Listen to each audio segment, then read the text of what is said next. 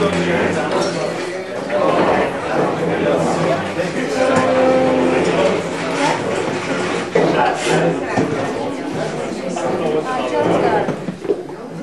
disperse yourself into that. Kind of find some space in there.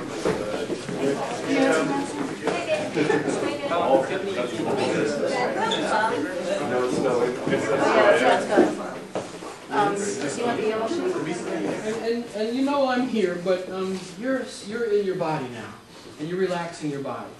You just take a breath for a moment. Feel your body.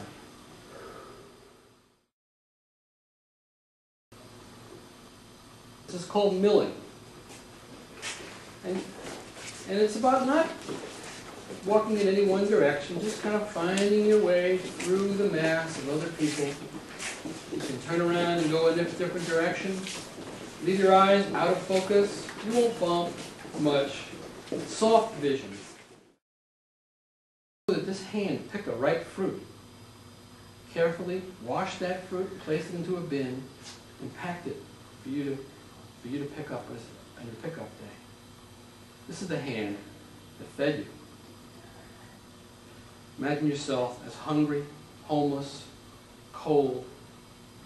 This is the hand that wrote a letter to a congressperson asking for food security policies.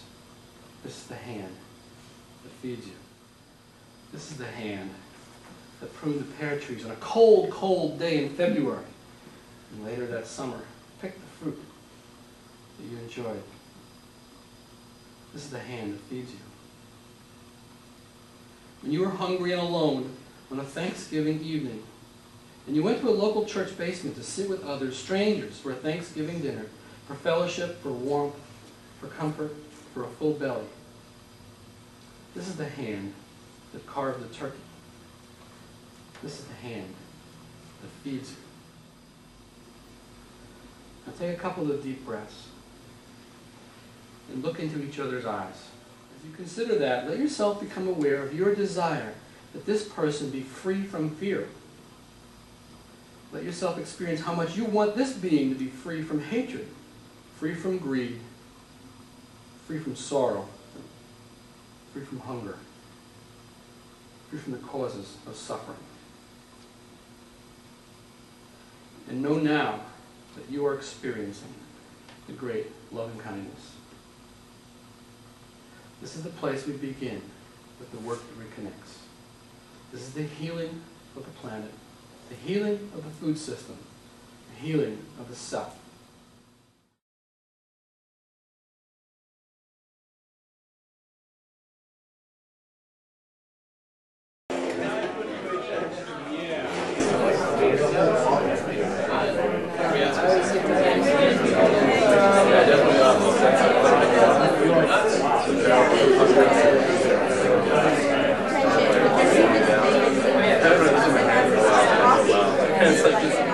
That's okay. I just wanted to sort of debrief a little bit. If there's anybody who wants to say personally how this exercise affected you.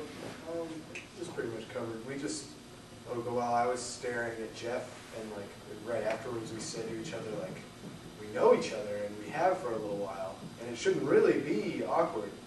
But then we like, as I was looking at him thinking this shouldn't really be awkward, then I was like, why shouldn't it? And why should it? And why is it? And then it sort of just became not after a couple minutes, exactly like you said. So you separated. Yeah. So that kind of brings us into the bigger picture, the community part of community food systems. How does this apply? Where does it take you after you've done this exercise? How do you think it applies to what we're talking about? What John talked about this morning about community and the necessity for community. Even like it's even with like, as I was saying before, like a random conversation. It's like someone's like looking away when you're talking to them. They're not listening.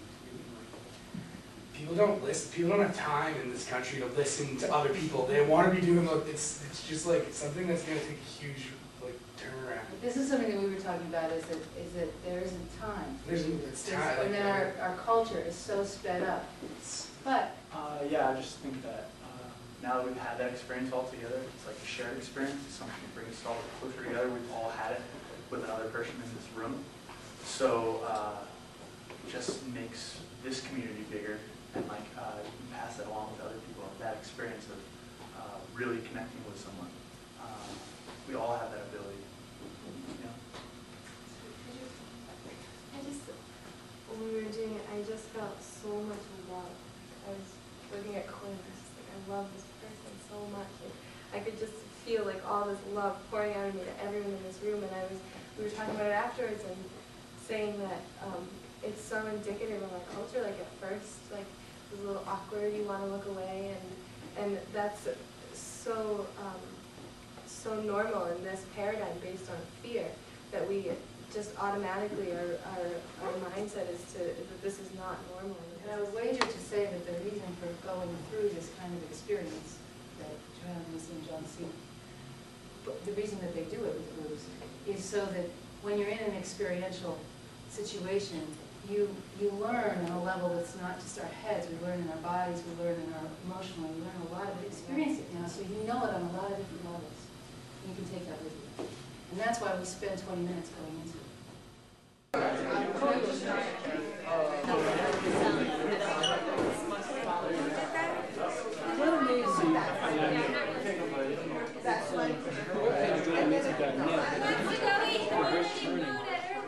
This group, these guys.